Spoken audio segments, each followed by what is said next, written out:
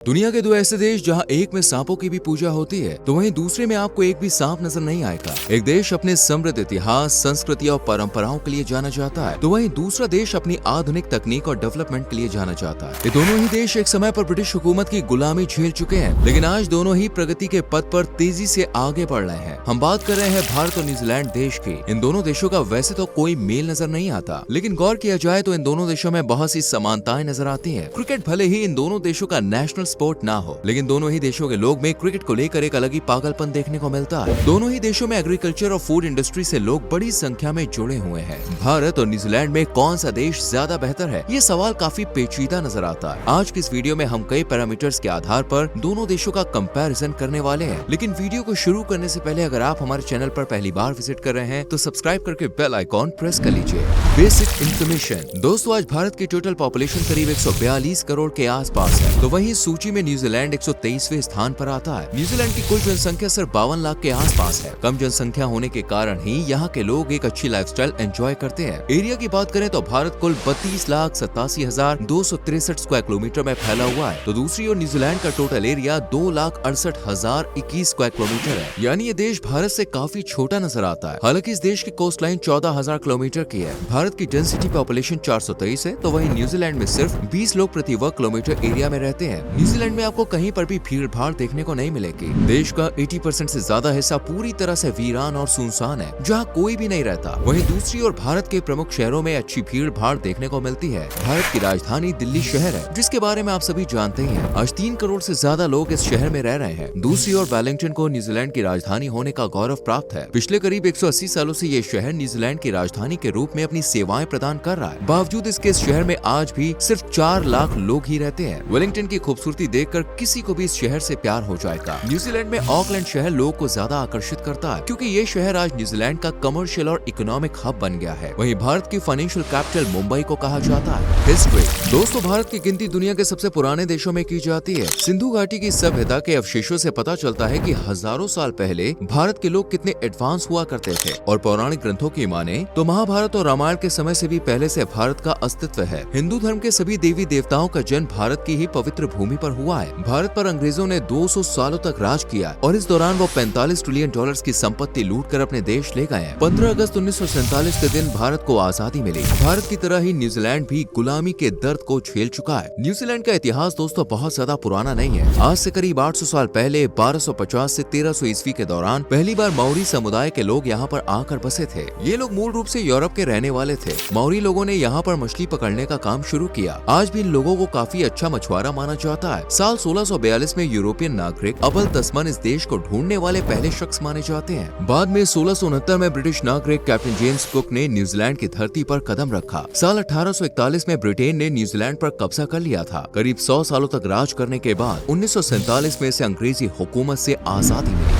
GDP and per capita. दोस्तों, आज भारत की कुल जीडीपी 3.75 ट्रिलियन डॉलर्स के आसपास है और उम्मीद की जा रही है कि बहुत जल्द भारत 5 ट्रिलियन डॉलर्स की इकोनॉमी का आंकड़ा पार कर लेगा। वहीं न्यूजीलैंड की जीडीपी करीब 250 बिलियन डॉलर्स के आसपास है। ये संख्या सुनने में छोटी लग सकती है, लेकिन न्यूजीलैंड की आबादी के हिसाब से ये एक अच्छी जीडीपी मानी जाती है। भारत में फिलहाल लोगों की सालाना प्रति व्यक्ति आय 2600 डॉलर्स है, तो वहीं न्यूजीलैंड में एक व्यक्ति साल में औसतन 50,000 डॉलर्स की कमाई कर रहा है। यही कारण है कि न्यूजीलैंड के लोगों का स्टैंडर्ड ऑफ लिविंग काफी अच्छा है। इस देश में लगभग हर व्यक्ति के पास आपको कार मिल जाएगी। आज भारत हर क्षेत्र में तेजी से विकास कर रहा है। सर्विस सेक्टर, मैन्युफैक्चरिंग सेक्टर और एग्रीकल्चर सेक्टर जैसे सभी सेक्टर्स भारत की जीडीपी को मजबूत बनाने में अपना योगदान प्रदान कर रहे हैं। भारत की तरह ही न्यूजीलैंड की जीडीपी में भी एग्रीकल्चर और फूड प्रोसेसिंग सेक्टर का एक बड़ा योगदान है। इसके अलावा टेक्सटाइल, फाइनेंस, माइनिंग और मशीनरी सेक्टर भी न्यूजीलैंड की जीडीपी को बूस्ट कर रहे हैं। ये एक ऐसा देश है जहां इंसानों से 6 गुना ज्यादा भीड़ रहती है। Language, religion and culture. Bharat को विभिन्नताओं में एकता वाला देश कहा जाता है, जहां सभी धर्मों के लोग हमेशा से मिलजुल कर रहते आए हैं। हमारे देश में 80% लोग हिंदू हैं, 14% मुसलमान हैं और इसके अलावा सिख, जैन, बौद्ध और ईसाई धर्म के लोग भी भारत में रहते हैं। वहीं न्यूजीलैंड की लगभग 48% आबादी ऐसी है जो किसी भी धर्म को नहीं मानती है। हालांकि 37% लोग इस्लाम धर्म को मानते हैं, जो देश का प्रमुख धर्म है। देश में 3% लोग हिंदू धर्म और 1% लोग इस्लाम और बुद्धिज्म को मानते हैं और करीब 2% आबादी मौरी ट्राइब्स के लोगों की भी है। भारत में सबसे ज्यादा हिंदी भाषा का प्रयोग किया जाता है। इंडियन कॉन्स्टिट्यूशन में कुल 22 भाषाओं का जिक्र किया गया है। भारत के बारे में कहा जाता है कि यहाँ पर हर 20 कोस पर भाषा बदलती है। छोटी बड़ी सभी भाषाएं मिलाकर भारत में में 19,500 भाषाएं हैं, जो दुनिया के किसी भी अन्य देश में देखने को नहीं मिलेगी। वहीं न्यूजीलैंड में भी आपको काफी डाइवर्सिटी देखने को मिल जाएगी। वैसे तो इस देश की 3 ऑफिशियल लैंग्वेजेस हैं, इंग्लिश, माओरी और साइन लैंग्वेज। इसके अलावा करीब 170 भाषाएं पूरे देश में बोली जाती है। दोस्तों, भारत और न्यूजीलैंड दोनों ही देशों में लोगों पर क्रिकेट का खुमार है। इन दोनों देशों की टीम जब मैदान पर आमने सामने होती है तो अक्सर कांटे का मुकाबला देखने को मिलता है। भारतीय क्रिकेटर्स को न्यूजीलैंड में और न्यूजीलैंड के क्रिकेटर्स को भारत में खूब प्यार भी मिलता है। और मजे की बात तो ये है कि दोनों ही देशों का नेशनल स्पोर्ट क्रिकेट नहीं है। इसके अलावा गोल्फ भी न्यूजीलैंड में खूब चाव से खेला जाता है। देश भर में 400 से ज्यादा गोल्फ कोर्स मौजूद है। एजुकेशन के क्षेत्र में आज भारत और न्यूजीलैंड दोनों ही तरक्की कर रहे हैं। भारत का लिटरेसी रेट करीब 80% तक पहुँच गया है, वहीं न्यूजीलैंड का लिटरेसी रेट 90% के आसपास है। ये देश हायर एजुकेशन के लिए बड़ी संख्या में विदेशी छात्रों को अट्रैक्ट कर रहा है। पिछले 5 सालों के दौरान न्यूजीलैंड में भारतीय स्टूडेंट्स की संख्या में 400% की वृद्धि देखी गई है। न्यूजीलैंड की सरकार द्वारा 4 से 19 साल तक के सभी बच्चों के लिए शिक्षा मुफ्त और अनिवार्य की हुई है।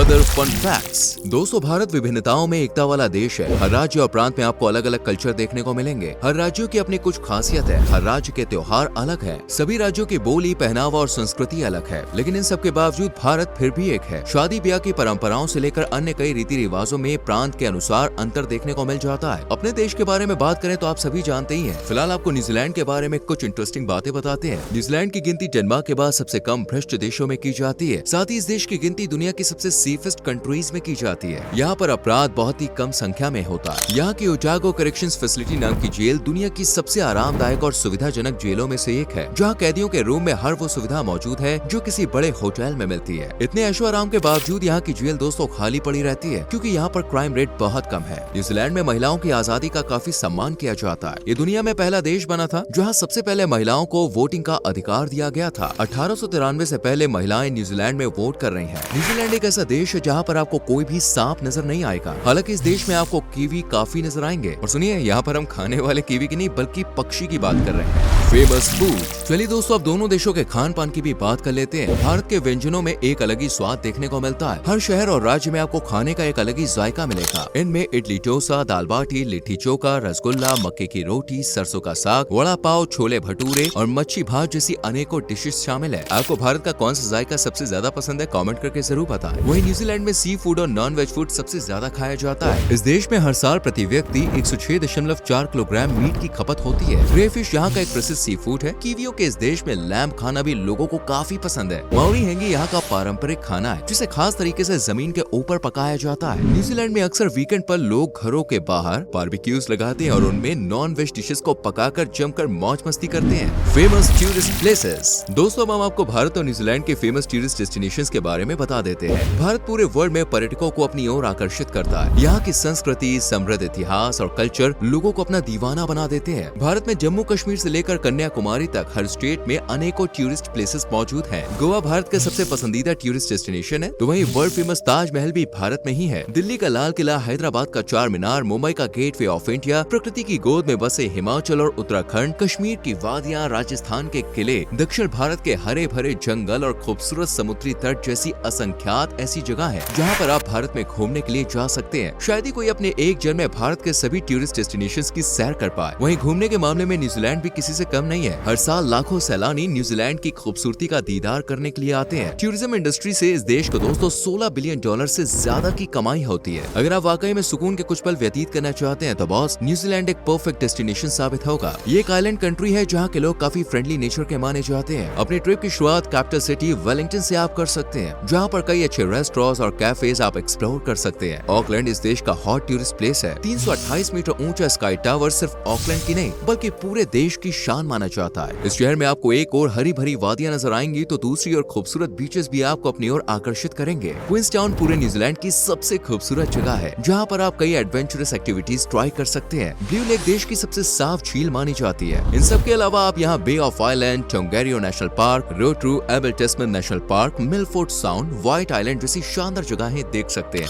भारत का सबसे बिजी एयरपोर्ट दिल्ली का इंदिरा गांधी इंटरनेशनल एयरपोर्ट है, तो वहीं न्यूजीलैंड का प्रमुख एयरपोर्ट वेलिंगटन इंटरनेशनल एयरपोर्ट है। है। इसकी गिनती दुनिया के सबसे डेंजरस एयरपोर्ट्स में की जाती है, क्योंकि यहाँ पर रनवे की लंबाई केवल 6351 फीट है। रनवे के दोनों छोर पर समुद्री तट मौजूद है। यही कारण है कि पायलट को लैंडिंग से पहले काफी सटीक कैलकुलेशन यहाँ पर करनी पड़ती है। तो दोस्तों, ये थी भारत और न्यूजीलैंड के बारे में पूरी जानकारी। उम्मीद करते हैं कि आपको वीडियो पसंद आई होगी। अगर हाँ, तो वीडियो को लाइक करें, शेयर करें और चैनल को सब्सक्राइब करके बेल आइकॉन प्रेस करें, जिससे आपसे आने वाली वीडियोस मिस ना हो। मिलते हैं आपसे अगली वीडियो में। Till then, bye bye, take care.